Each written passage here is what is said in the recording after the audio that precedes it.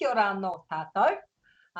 This is Vicky Ellison here, and we're having a live Q&A session for whānau, our taki kōrero session. And hopefully over the next few weeks we'll be having some more of these live chats as a way to support you and your whānau during this tricky time with COVID-19 in our lives. And we've just had a little catch up with our guests today. We've got 3 Ellison children, 3 of the grown up Ellison children, Tamariki, Jacob and Amelia, all coming in from their various bubbles around the Wellington rohe. Before we kick off, we'd really want to encourage you to be part of this this chat. So please add your comments or your questions into the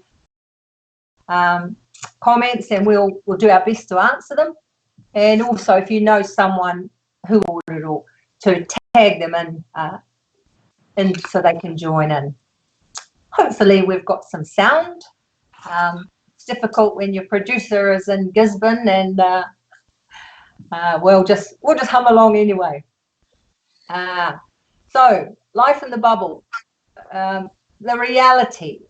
We might start with you, Amelia, because you're also trying to work from home and manage your tamariki. Can you tell us what it's been like for you this last 2 weeks? Well, you've actually started early, didn't you? You're into your 3rd week now, is that right? Yeah. Saturday, 2 Saturdays ago we stopped.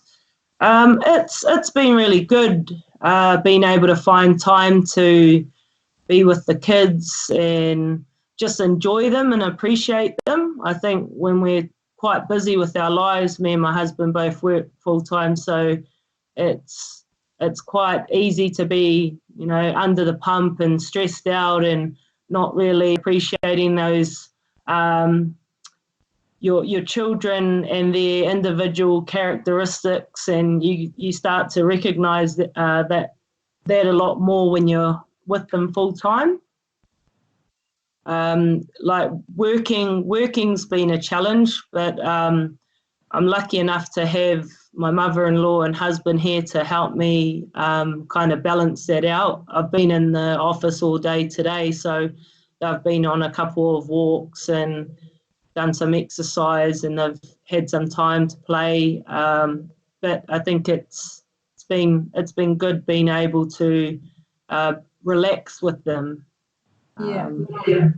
It's a good point. That one of the things, it's a bit like school holidays. One of the things, you're not having to rush everywhere. Come on, we've got to get out the house. We've got to get on the bus. We've got to get down to, you know, we've got to get to kohanga for karakia, or all of the sort of rush factor is one of the positive aspects, I guess. What about you, Tamati? How's tricks in your whare?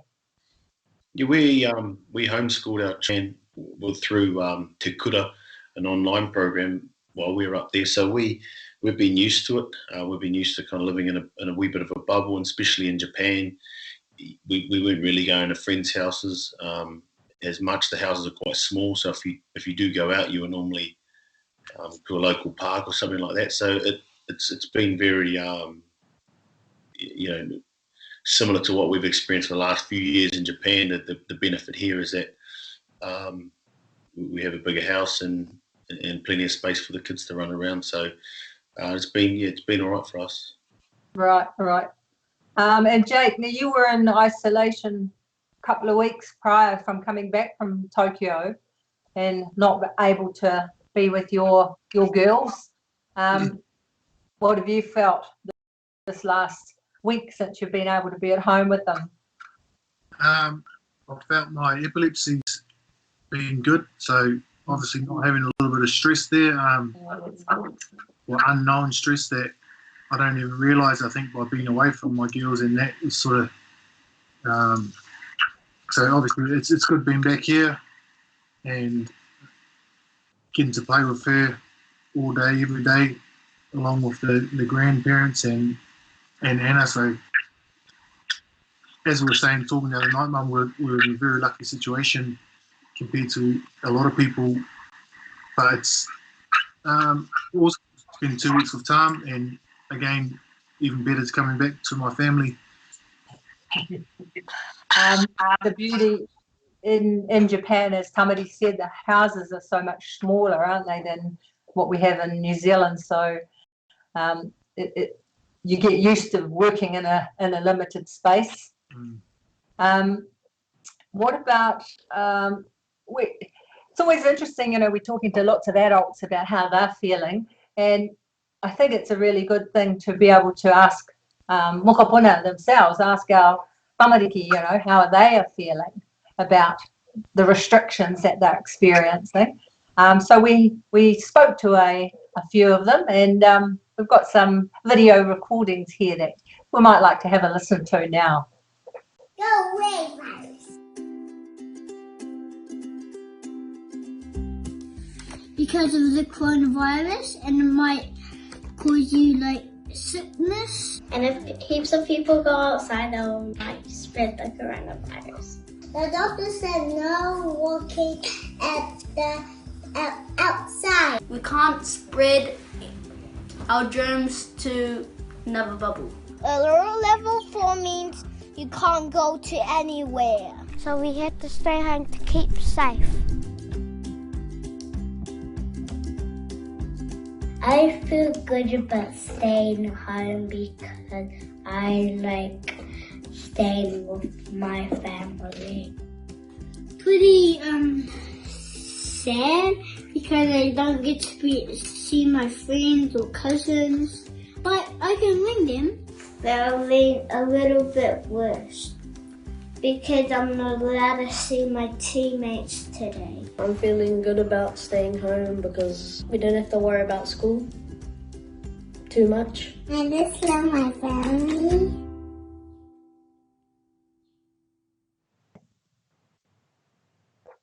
Very cute. Interesting, the things that they're missing, their families, not being able to play with their cousins and their teammates. So it's a social aspect that the mokopuna are missing. Although one did say he doesn't have to go to school, that's one of the positive things. I love the one that said the doctor said, you know, don't go outside. So I think, you know, all up, the range of ages we had in there from about 3 till maybe 11 or 12, they've got a good understanding of actually why is it that we're having to isolate ourselves. So you viewers that are listening out there, if you have any things to share with us, don't forget, put your ideas or your questions in the comments for us. I'd just like to think about, we did have a question earlier on from a mum who said, she said that the kids were this week, and then since they've been driving her nuts, she said, do you have any suggestions of things that I can do to entertain them and keep them from getting bored? So what about, Armidia, would you like to just tell us a little bit about how you're keeping your kids entertained? Yeah, we're lucky enough to have a little bit of a space out the back, so they've been rollerblading and riding their bikes and climbing the trees, and just having some of that fresh air makes a difference, and that space to exercise. One good thing we've been doing is a friend of mine had posted, like, I think it was off Pinterest, so it was about doing jobs for Monopoly money that could buy you time on YouTube, or it could, you know, buy you a couple of treats, and you know, the kids have been wanting to do chores, and their rewards are things that they might already be doing, but they get to see that it is actually a reward to be able to, you know, sit on your device for an hour and yeah, just kind of using a reward system to keep them busy. Like, it's not just the activities that they're doing, but they're contributing to, you know, the balance of the housework and supporting their parents. Yeah. I like that idea with the money. I mean, you've got pretend money, haven't you? Monopoly money. You could easily create your own money. That could be an activity in itself, couldn't it? Yeah. One other thing is a friend has started like tutorials for kids at home. And it's got a variety of different tutorials from like art, cooking, like one last night was creating paper bead necklaces, learning how to do shading and drawing faces. So there's a few combination of teachers and artists on there that are uploading videos, tutorials for kids. Cool. What about you, Tom? What sorts of things have you been doing out of the norm, or is it norm? Yeah, it's probably norm-ish for us. We haven't had to. Normally in Japan, Vinny will stay in one room and we'll load him up with his maths, and the girls will start something downstairs, and then we'll have to juggle between Awatere, who's 4, and when baby will sleep during the day. So I think having some form of routine or some kind of consistency is important because as we know with kids, their attention span can be short at times, and too short that we don't have enough ideas to fill. So if it's dinner's a certain time or bedtime's a certain time, or you have a few things that are kind of non-negotiables that they can handle themselves, it allows you to plan for new ideas. I think some kind of, otherwise it kind of spews into a wee bit of a 4-week, or depending how long it goes, 4 or 5 week school holiday, and that can be a challenge. So I think routine, especially for myself, I don't have as much patience as my wife, give me a bit of sanity. Another thing that we've actually enjoyed, that I've been trying to work on is having your kids engaged in whatever you're doing. So we've been doing a bit of work in the yard and picked a few apples off the tree, but give them adequate responsibility as well for their piece. Like we were seeding some grass today, and I could have done it. I could have done it myself, but giving them a chance to, they actually got control of it, so they're invested in the project. Otherwise, they just end up being like, it feels like everything's a job for them, I think. So it's important to make sure that they've actually got some form of ownership of whatever they're doing.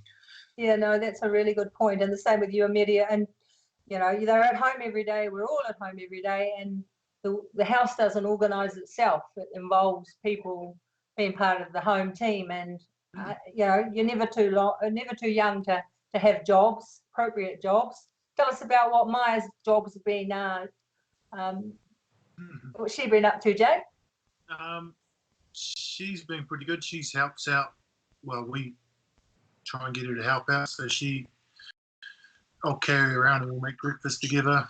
She tells me, get the milk out, learning just different words. So closing the door, getting her cloth. She'll go and get her bib for breakfast and put her on the seat. And then just jobs that we're doing. So lucky enough that Grandma Bonnie's got a nice, beautiful garden out here. So she'll go to do the vegetables and start naming different vegetables, helping dig the potatoes, and then she'll go mimic what she's seen in her own little play kitchen and in the sandpit digging for potatoes. She was out there doing some exercise and helping me clean the car yesterday, so spray her with the hose and have a muck around while she shows the seagulls working. It's been good. I think it's a really great opportunity for mums and dads, especially because dads often miss out on this time with kids, uninterrupted time, to be observing your kids. That's what your early childhood educators are doing. They're observing them all the time, looking for their development and how they're growing. And you guys now have that same opportunity that sometimes when we're in a rush, we don't. What's some of the funny things that have been happening? Anybody got any hard case stories about the bubble? My pretty hard case most of the times, and just coming back after 2 weeks, the amount of new things she's learned. I was just telling you before how she was saying she was playing up and about to get a growling from her mum. So she said, corner, corner, go, and went and put herself in the corner and closed the door. So she was, Bit of self-discipline. yeah, knew she'd been playing up and put herself in the corner.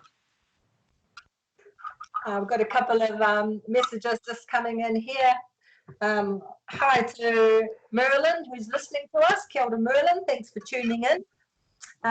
We're just talking now about different ways of keeping the kids entertained, and the whānau have shared that doing mahi alongside mums and dads is an awesome way to engage and involve kids.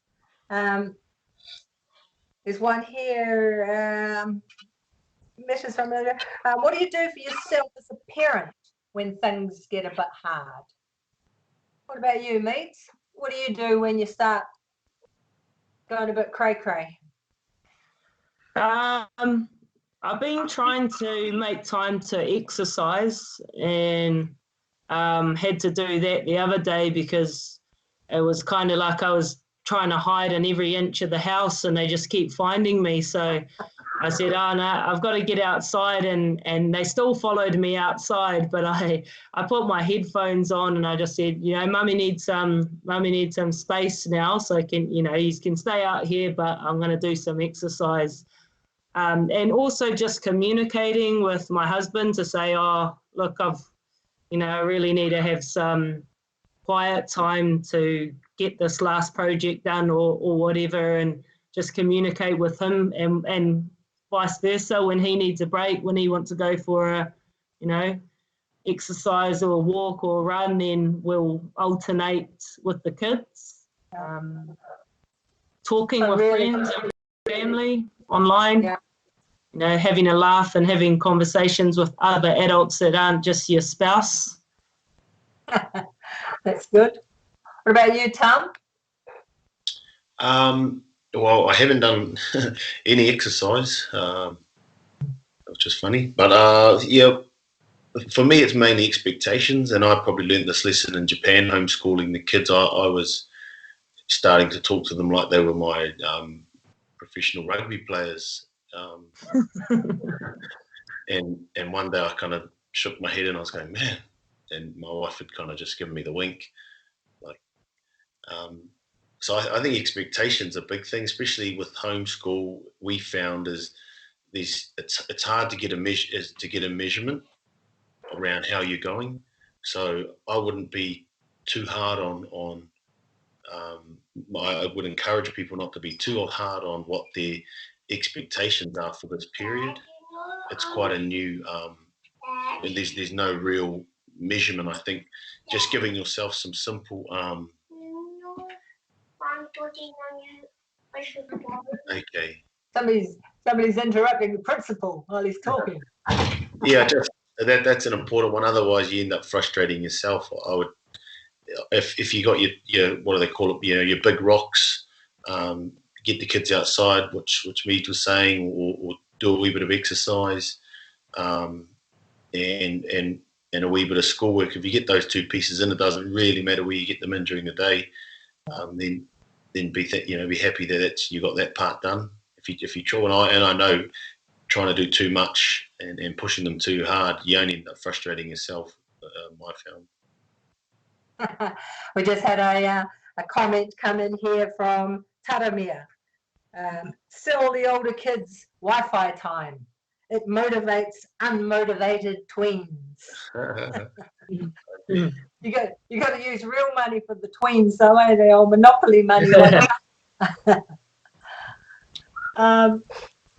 What about some low-cost ideas?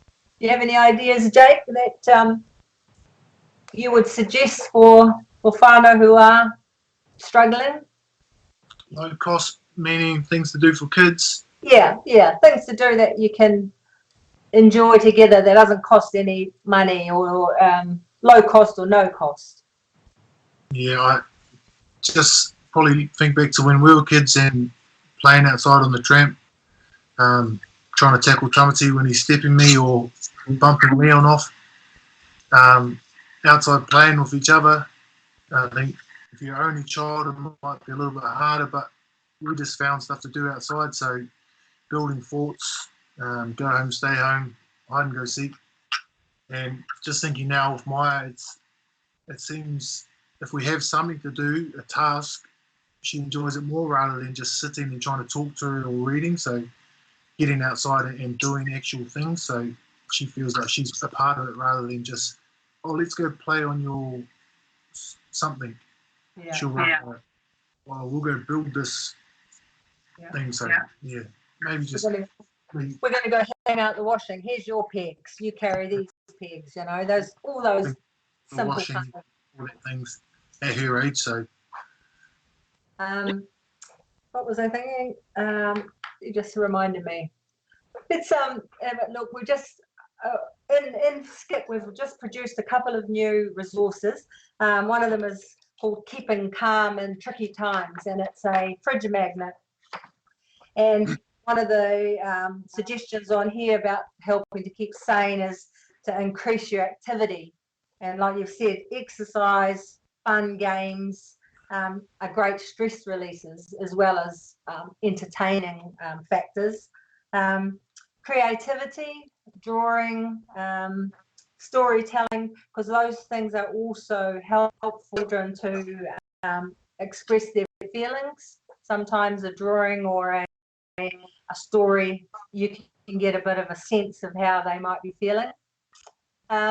We've got another set of cards that we produced. They were initially produced after the Christchurch earthquakes, and they're called Tiny Adventures. And so they're little cards. You can order the pack of cards from the Skip webpage, download them at an app form on your phone, and they're just little. Some of them are 15 minutes. It says to you how much time have you got. 15 minutes. Some of them are cooking activities. Some of them are dancing, singing, movement things. Some of them talk about going out to different walk down the street. So some of them you may have to adapt for this particular COVID environment. But get onto the Skip website, www.skip.org.nz, and have a look at those. Another of our resources too is one called Aroha in Action, and that's just that reminds us to see life from Mickey's viewpoint, from the mokopuna, what they might be thinking in times of particularly challenge. We've got our tamariki that we went and asked again to see what they've been doing during the lockdown, and thought we might go and have a listen to see what they said.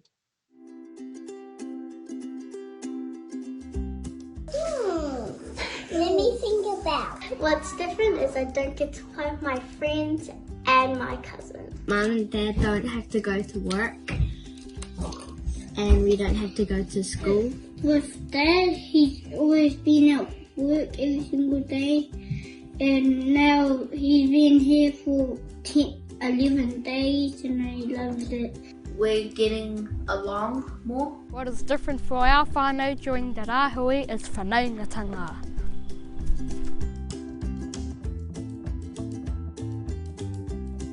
Riding my bike all the time, and I like building stuff with my brother, my big brother. Play Roblox and Nintendo and soccer. I mostly like playing with Mum and Dad. Just painting and drawing. Eating ramen. Eating all the food. Baking, cooking, and doing the garden.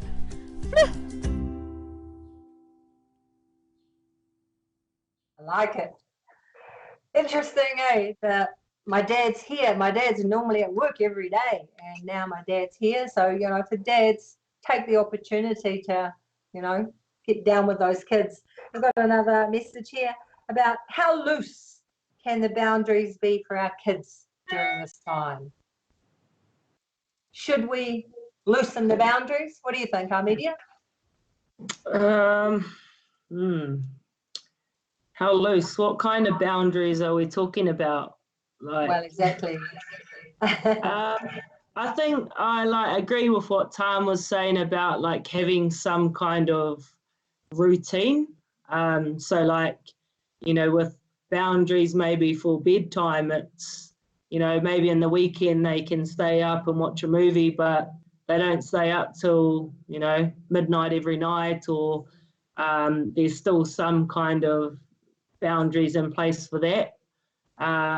Also maybe like boundaries when it comes to eating as well.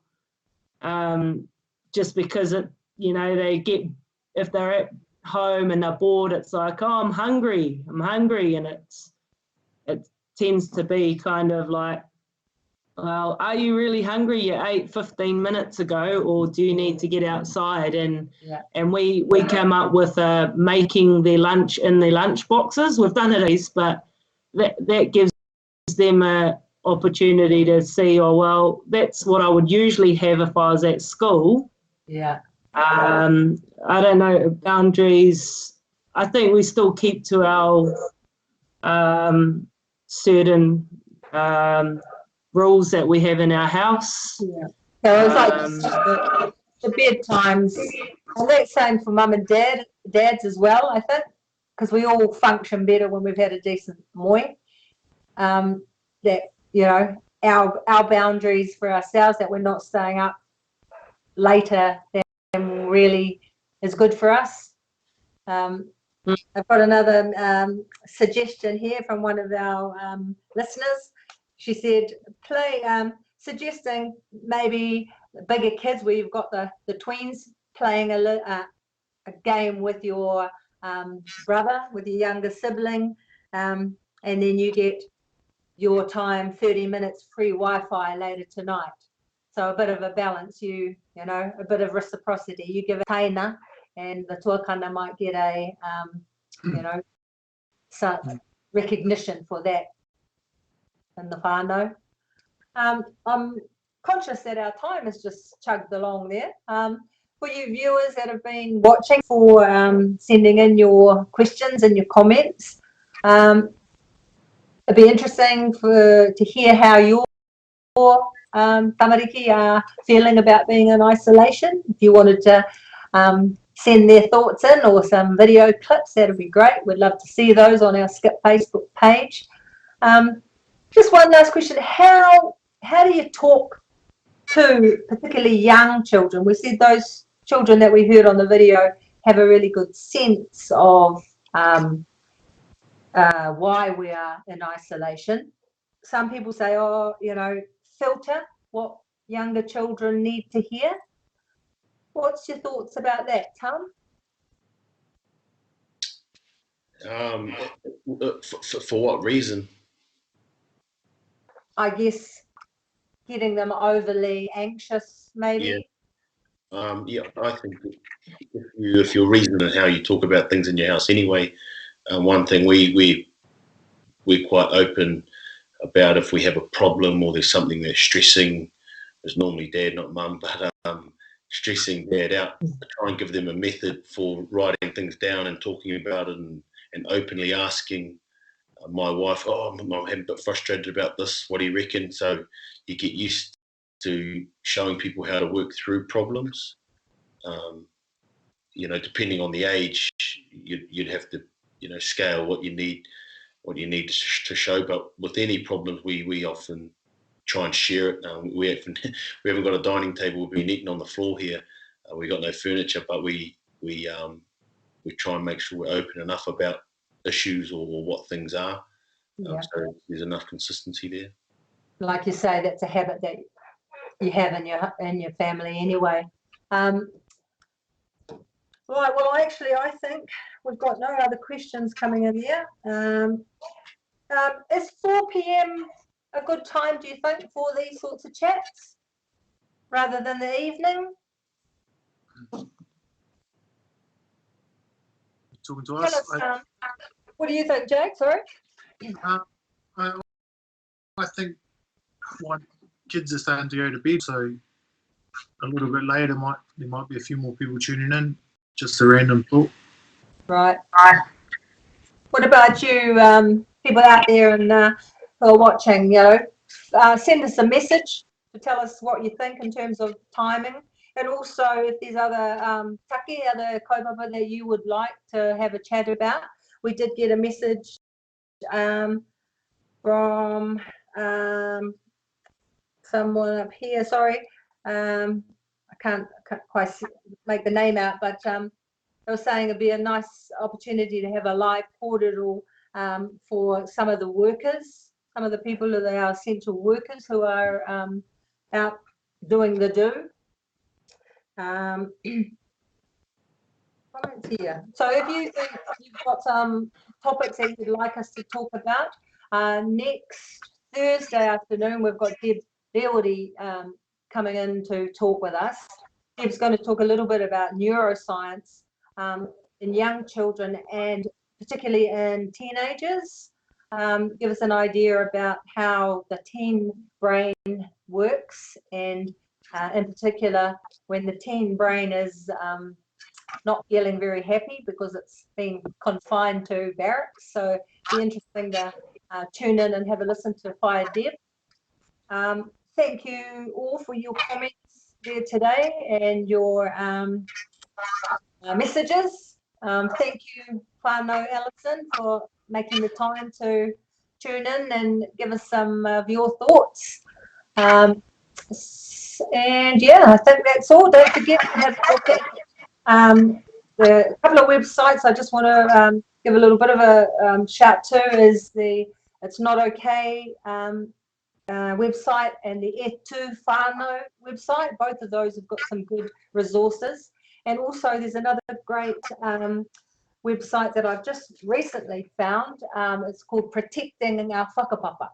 And I've got a poster up there, Protect Our Whakapapa, up on the wall there. And they've got some really good resources and ideas just for helping kids understand what's happening and whānau, and for making whānau plans. So do check out those websites. Other than that, I think that's all I've got to say. And yeah, see you next take kōrero. Mā te wā.